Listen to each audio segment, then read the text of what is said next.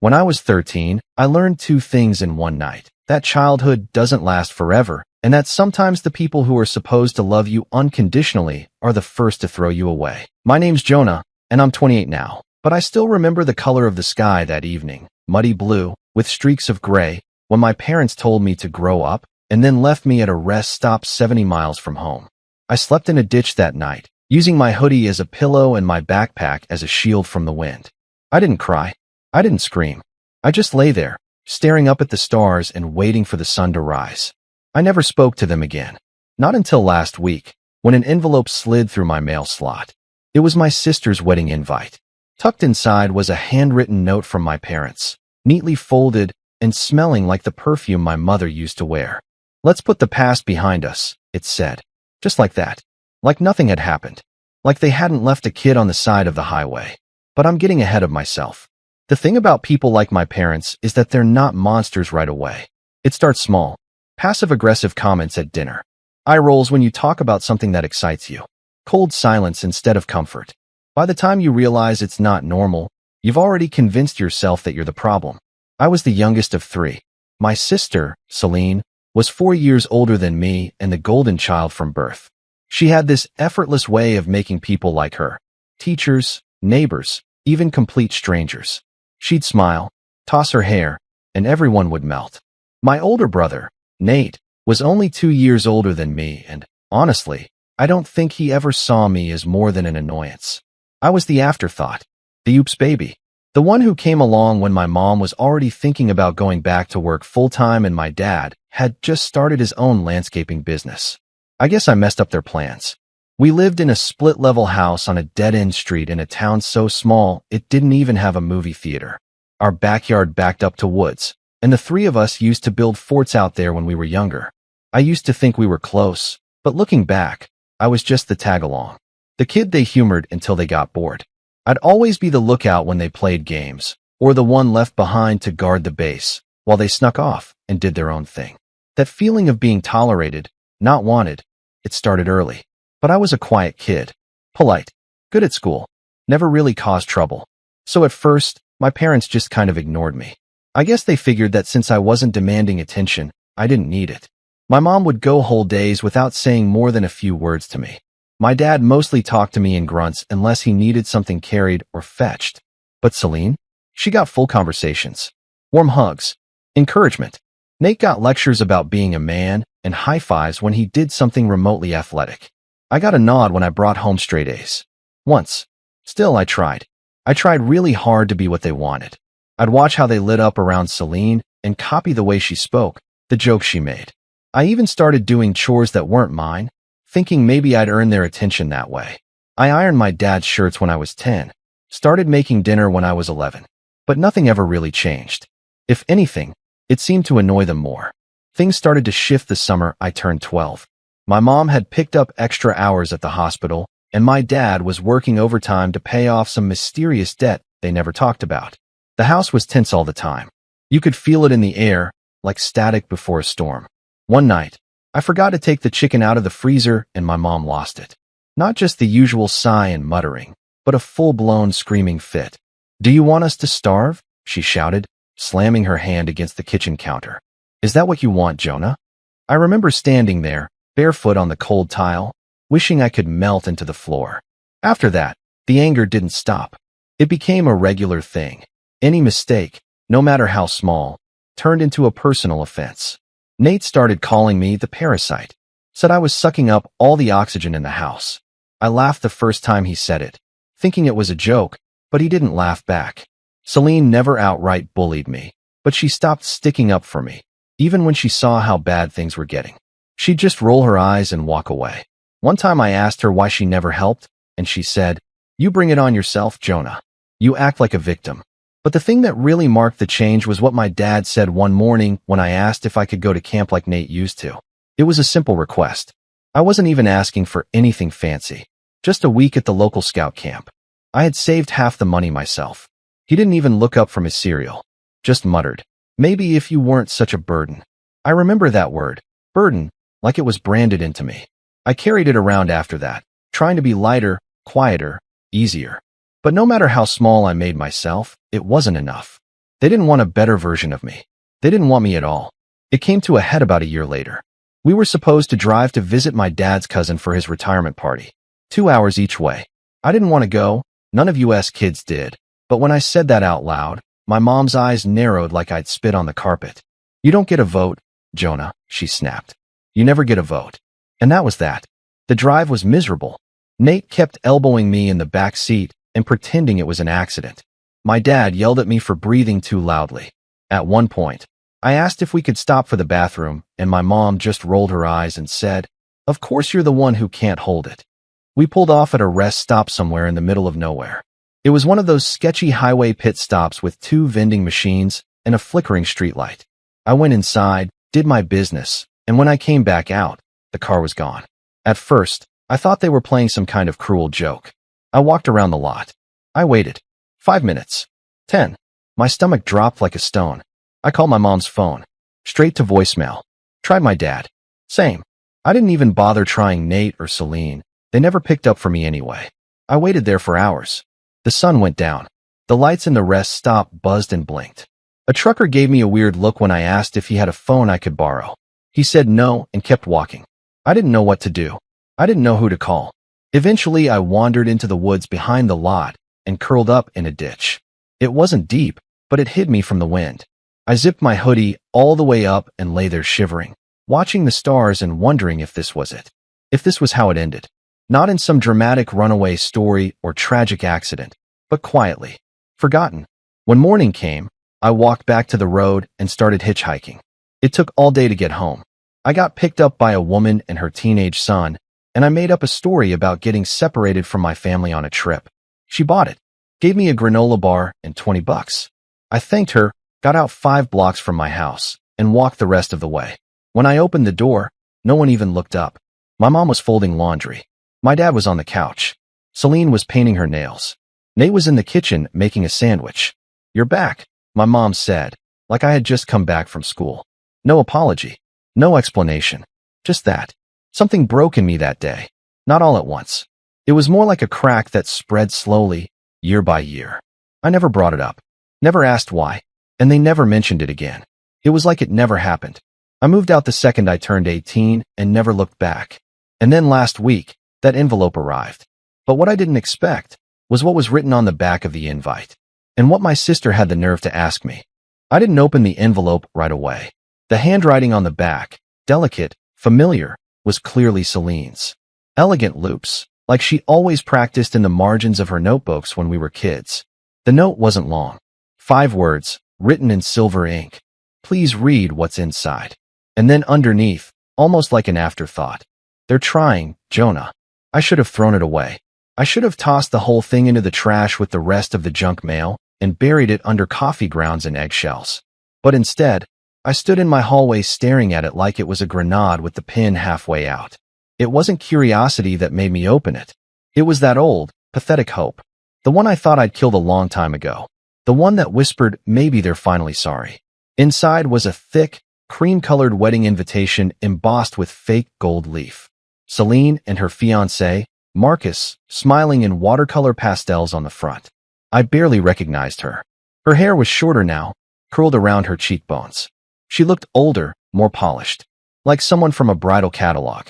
But it was the folded note tucked neatly behind the RSVP card that made my hands go cold. It was from my mother. "Jonah, it's been too long. We know you've kept your distance, and we understand. Mistakes were made. But life is short. Celine is getting married, and we want the whole family together again. Your father and I would like to talk, maybe even make amends. Please come. We miss you. Love, Mom." No apology. No ownership. Just the vague, corporate-sounding mistakes were made. Like I'd accidentally been misfiled into a bad memory instead of being abandoned on the side of a highway. But the thing that hit hardest wasn't the letter. It was that Celine sent it. She was the one who folded it neatly, wrote the message on the envelope, and mailed it off like she was doing me a favor. As if this whole thing had been a misunderstanding I should get over. I sat with that for a while. Let it fester. And then, as if the universe wanted to twist the knife a little deeper, the memories started pouring in, specifically from the weeks leading up to the rest stop incident. That's when things really got bad. That's when the mask came off. It started with money. That summer, My dad's business was tanking. The clients stopped calling, bills were stacking up, and tension filled the air like smoke. I heard them fighting almost every night. At first, it was muffled through the walls, but then they stopped caring if we heard. My mom yelled about the mortgage. My dad yelled about her picking up shifts at the hospital and emasculating him. Celine stayed late at school for yearbook committee, and Nate found every excuse to be out of the house. But I was always there. I couldn't go anywhere. I wasn't old enough to drive, didn't have friends who wanted to hang out, and they didn't let me join any summer camps. So I heard it all. Then came the budget cuts. That's what my mom called it when she stopped buying the cereal I liked and replaced it with some off-brand knockoff. My allowance, barely $5 a week, disappeared. My birthday that year was a single card from Celine with no gift inside, just a post-it note that said, "We're all struggling right now." But Nate? He still got gas money and cash for football gear. Celine got a new phone. I remember asking about it once, timidly. I'd just gotten home from the library, where I spent most afternoons to stay out of the house, and I saw Nate walking around with brand new cleats. I asked Mom how we could afford those. She didn't look up from her laptop. "They're an investment," she said flatly. "What am I?" I asked. That made her look up. "Don't start," she said. "You don't know how hard it is keeping this house afloat. You just sit there with your nose in books and think the world owes you something." I opened my mouth to protest.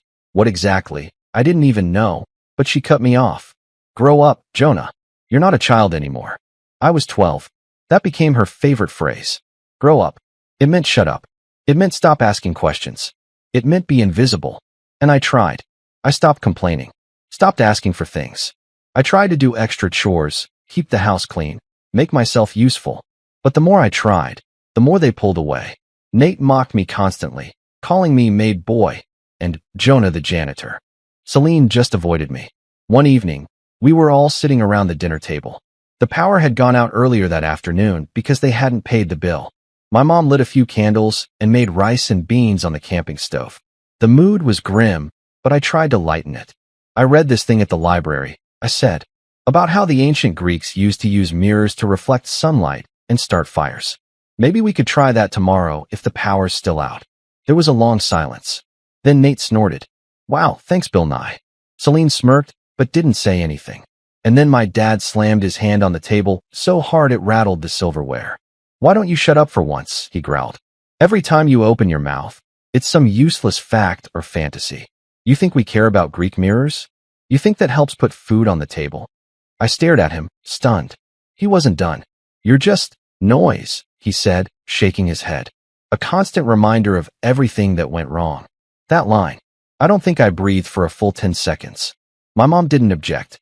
Celine didn't flinch. Nate just kept eating. And I realized I was alone in that house, even when I was sitting right in the middle of it. The next day, I didn't go to the library. I stayed in my room, door closed, listening to the sound of the washing machine downstairs and pretending it was ocean waves. Around noon, my mom knocked once and said, "We're going to Uncle Rick's retirement thing tomorrow. Be ready by 10. That was it. That night, I packed a bag with some clothes, a water bottle, and a few books. I had this weird feeling, like something was coming. I didn't know what, just that something was going to snap. And I was right. The next morning, I barely said a word. Neither did anyone else. We drove in silence for most of the first hour. Then Nate started whining that he was hungry, and Mom told Dad to pull over at the next rest stop. We parked beside a row of trucks, and I went to use the bathroom. When I came back out, they were gone. I already told you what happened after that. The ditch, the stars, the walk home. But what I didn't tell you was what happened when I got back. I didn't burst in yelling. I didn't scream. I walked in the back door like I had a right to be there, which I did, and found them all watching TV like it was just another lazy Sunday. "Jonah," my mom said, like she was surprised. "What happened?"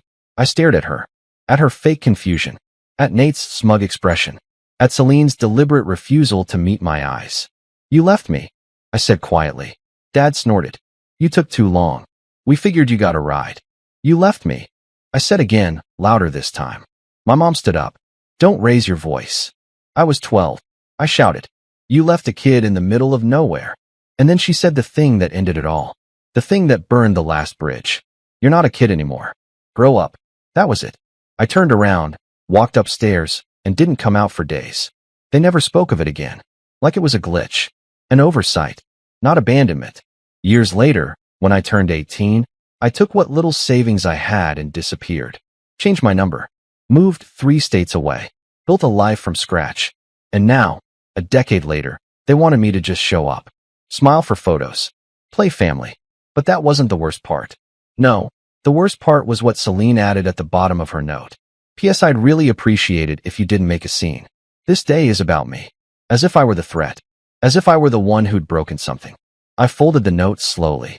My fingers shook, not with rage, but with something colder. Something quieter. The kind of fury that simmers for years until it turns into clarity. I wasn't going to make a scene, but I was going to do something. Because this time, they were going to remember me. Every single one of them. I didn't RSVP. I didn't reply. I didn't even acknowledge the envelope again. I left it sitting on the little entryway table next to my keys, where it stayed for 3 days, gathering dust and judgment. Every time I walked past it, I'd glance at it. Not because I was tempted to respond, but because some part of me still couldn't believe it existed. After all these years, this was the olive branch. A wedding invitation with a half apology and a warning not to ruin the mood? But if I'm being honest, it didn't just make me angry. It made me spiral. That envelope pulled me right back into a version of myself I thought I'd buried. That younger Jonah. The one who kept his voice down, who tried to stay out of the way, who convinced himself that if he just worked harder, he'd be loved. He came clawing back like he'd never left. I didn't sleep much. I kept playing their words on loop in my head, like some messed up playlist. You're just noise. You bring it on yourself. Grow up. Over and over. I stopped answering calls. Skipped meals. Ignored texts from coworkers asking if I was okay. Because here's the thing no one tells you about going no contact with your family. It's not clean. It's not like ripping off a Band-Aid and healing. It's more like cauterizing a wound. The bleeding might stop, but the pain stays, deep under the surface, waiting to flare up when you least expect it. And that envelope? That was like someone driving a knife right back into the scar. I hit rock bottom that week. And I don't mean in some movie montage, dramatic rock bottom with sad music and a rainstorm. I mean in the quiet way, the insidious way.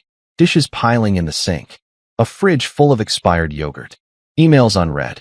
Lights off even in the daytime. I didn't recognize myself. I'd worked so hard to build a stable, adult life, but all it took was 5 handwritten words and a fake apology to make it feel like none of it mattered. On the 5th night, I drank a little too much wine and passed out on the couch with the TV still playing. When I woke up the next morning, lips dry, mouth sour, neck stiff, I stared at the ceiling and muttered aloud, "This can't be it." And that was when things began to change. Not dramatically, not with some sudden burst of inspiration or a self-help book epiphany. Just a small shift. A flicker of refusal. A quiet no whispered in the back of my mind. No, I wouldn't go back. No, I wouldn't be that scared, obedient kid anymore. No, I wouldn't let them take anything else from me. They'd already taken my childhood. They weren't going to take the life I'd built too. So I got up. I showered. I shaved. I made eggs. I washed the dishes. I responded to my boss's email. Then I went to the gym, something I hadn't done in over a month, and forced myself through a 30-minute run that felt like dragging cement through quicksand. But afterward, as I stood there gulping water with my knees shaking, I felt something strange and unfamiliar. Pride. It wasn't much. It wasn't loud. But it was real. And it was mine. That was the start. Over the next few weeks, I kept doing small things. Waking up on time. Eating real meals. Journaling at night to get the nightmares out of my head. I made a list titled Things They Don't Get to Touch, and I filled it with everything I loved. My job, my friends, my apartment, my future. I taped that list to my bathroom mirror. Every time I looked in the mirror and heard my dad's voice in my head. "You're just noise." I read that list aloud to drown him out. And slowly, I began to remember who I was. I was a graphic designer for a small tech company. Nothing flashy, but I liked it. I had a cat named Hugo who sat in my lap every night while I read. I decorated my apartment exactly the way I wanted it, with shelves of thrift store books and little plants I was actually managing to keep alive. I had friends who texted me memes and invited me to game nights. I had my own Spotify account, my own weird snacks in the pantry, my own preferred brand of laundry detergent. My life wasn't extravagant, but it was mine. They didn't know any of it. And that, oddly enough, gave me power. Because for the first time, I realized I had become a full person without them. A whole, complete, three-dimensional human being with stories, scars, and dreams, and they hadn't seen a single page of the new chapters. That thought stayed with me, growing stronger each day. I started seeing a therapist, too. Her name was Dana.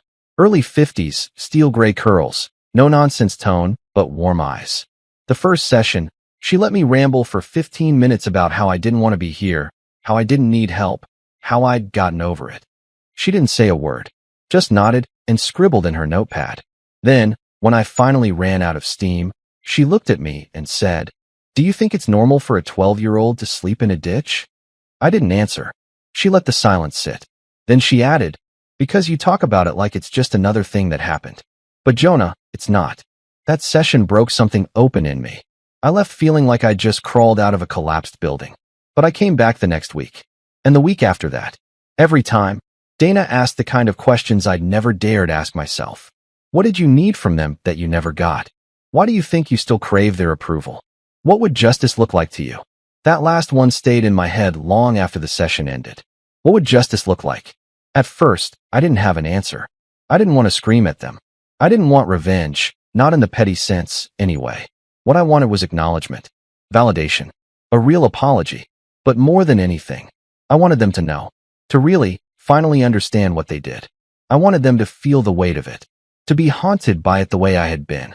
And strangely enough, that wish, that quiet, burning need, became my fuel. I didn't respond to the wedding invite, but I started preparing for it anyway. Not to attend, but to confront. And not just them, Celine too. Because her betrayal wasn't loud like Nate's or cruel like my dad's. Hers was the worst kind, the passive kind. The kind that lets things happen and then pretends they didn't. She was there the night they left me. She knew. She didn't speak up then. And now, 10 years later, she wanted to play peacekeeper and beg me not to make a scene. No, not this time. I made a plan. I began organizing everything. My thoughts, my memories, even the photos I'd saved. I gathered proof of who I'd become. I wanted to show them the version of Jonah they'd never bothered to know. I pulled together snapshots of my life. My college graduation photo with no one in the crowd to cheer me on. My first apartment key. The design portfolio I'd built from scratch. My little home office. Hugo curled up on my desk. And then, in the middle of all that, I found something I hadn't seen in years. A worn notebook with duct tape on the spine. My journal from when I was 13. The one I used to write in during that awful summer. My hands shook as I flipped through the pages.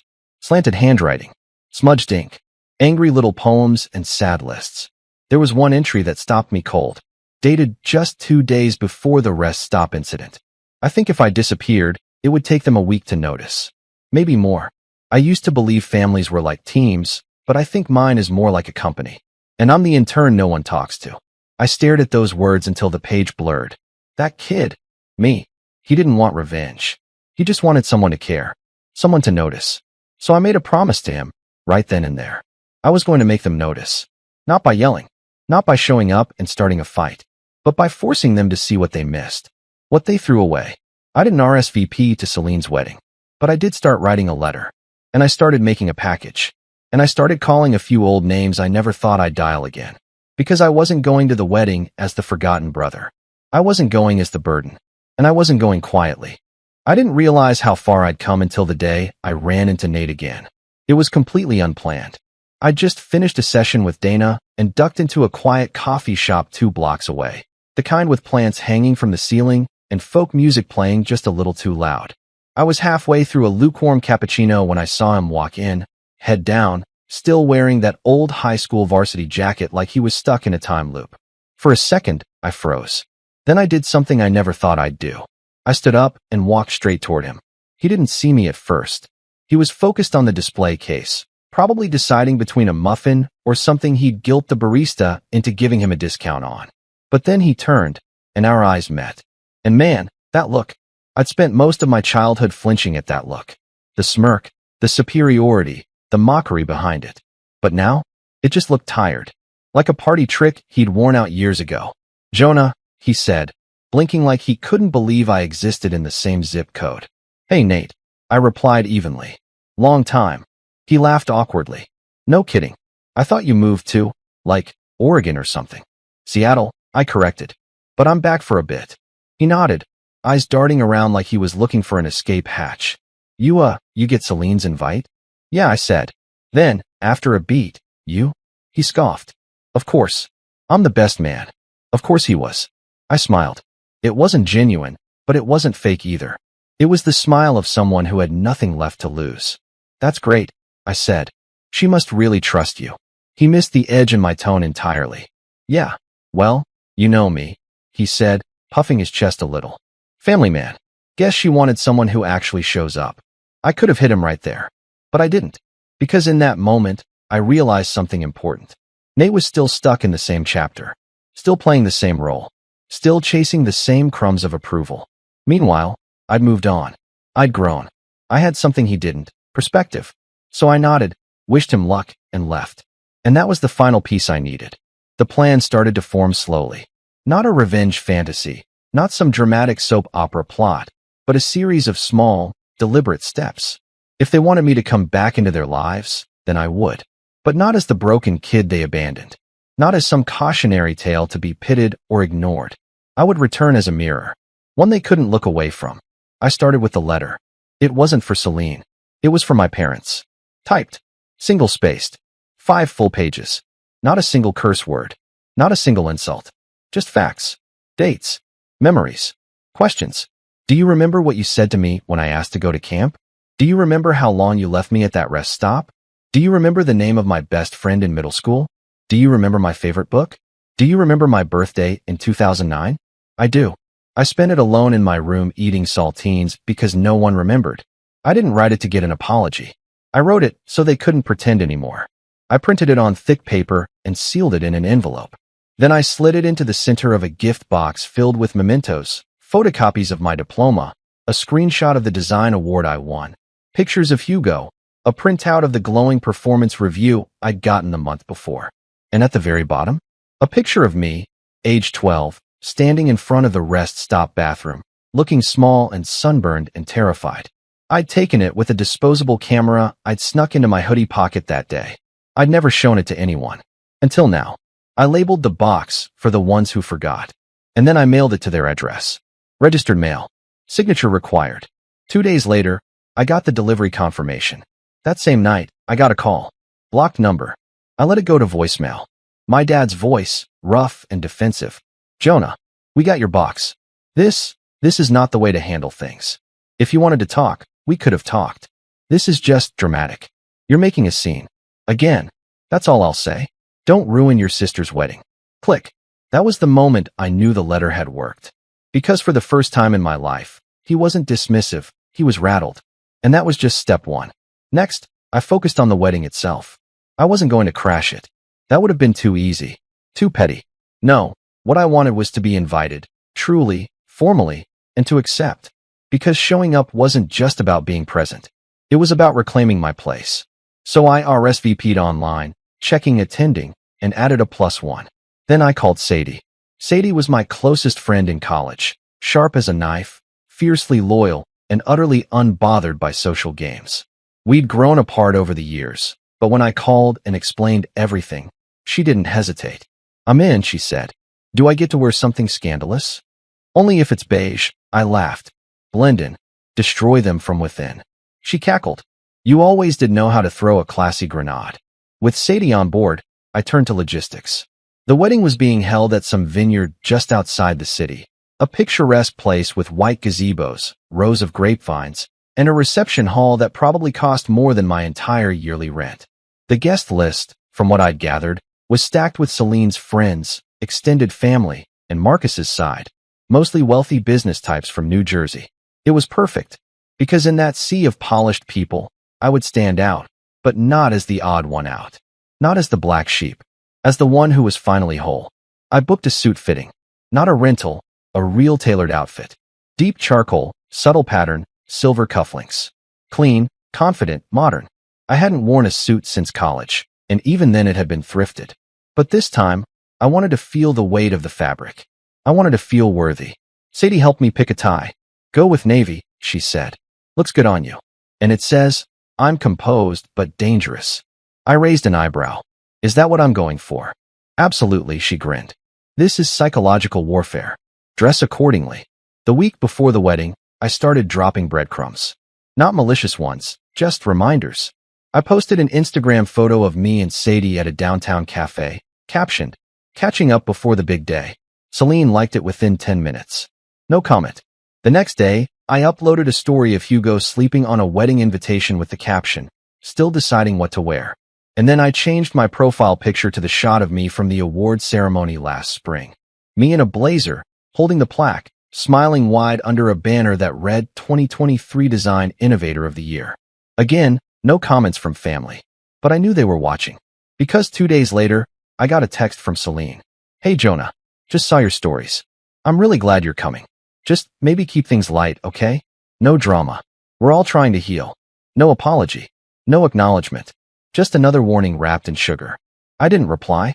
Instead, I sent a group text to 2 people I hadn't spoken to in years. My mother's sister, Aunt Marilyn, and my dad's cousin, Ed. Both of them had been at the retirement party all those years ago, the one I never arrived at. They remembered. I asked them a simple favor. Don't tell anyone I reached out. But when the time came, I might need a moment of their time. They agreed. By the time the wedding day arrived, everything was in place. Sadie and I met for brunch, ran over our plan, and then drove to the vineyard. The parking lot was already packed. A valet in a bow tie took our car. I straightened my tie. Sadie adjusted her heels. "You ready?" she asked. I took a deep breath and looked out over the sea of white tents and champagne flutes. "No," I said, "but I'm doing it anyway." And with that, we walked through the archway, into the past, into the fire, and right into the heart of the people who had once left me behind, thinking I would never come back. It started with a toast. The vineyard was dressed like a dream. White petals strewn across manicured grass, strings of Edison bulbs overhead, and music soft enough to set a mood without demanding attention. The ceremony itself had gone exactly how you'd expect. Picture-perfect, choreographed smiles, vows full of cliches about forever and growth. Marcus looked nervous but happy. Celine looked radiant and invincible, like a queen confident her kingdom was intact. They didn't notice me arrive. Not at first. Sadie and I slipped into our seats near the back. We blended in, smiled politely, clapped on cue. No one whispered. No one gasped. Not yet. I waited. The reception hall was where the real show began. Vaulted ceilings, crystal chandeliers, table numbers printed in gold calligraphy. Sadie and I found our seats, strategically placed near the cousins no one talked to, but who always paid attention. The ones who remembered things. Celine made her entrance to applause. Her dress sparkled. Her smile widened when she spotted me across the room, her eyes catching for a split second on the woman beside me. I lifted my glass in a mock salute. She nodded, tight-lipped. She'd done what she thought was right. Invited the ghost back into the family photo.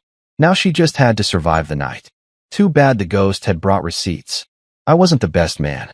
Nate was. Of course. He made his speech around 7:45 p.m. It was exactly what you'd expect. Bad jokes, cheap nostalgia, a few sappy lines about how Celine had always been the glue of the family. Sadie leaned over during it and whispered, "He thinks this is his Emmy moment." I didn't laugh. I was too focused. Because I knew what came next. At 8 p.m., the DJ called for a special guest who's requested a brief toast. I'd cleared it ahead of time with the event coordinator, posing as a family friend. Celine's approval hadn't been necessary. She'd see that now. I stepped up to the mic. The room hushed. Celine's smile froze. My father, sitting at the head table, lowered his fork mid-bite. My mother's face went pale. "Good evening," I began, calm and clear. "I'll keep this brief.